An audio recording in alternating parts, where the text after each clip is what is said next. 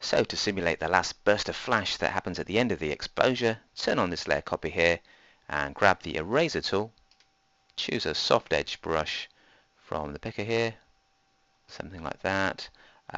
Make sure it is the brush tool and not the pencil, so you've got a nice softer edge to it, and take the opacity down to about 60%. And then target this layer here, and what you can do is start to spray just at the back there to remove parts of the foreground layer so that it blends more effectively with the blurred layer below. So it's particularly important to get the guy's face here looking clear, but we've got blur in the background too.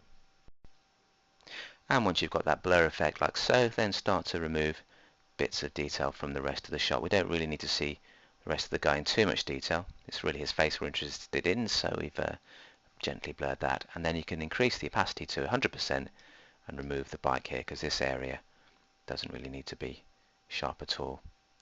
And also bits of detail there by the saddle and by the front of the bike.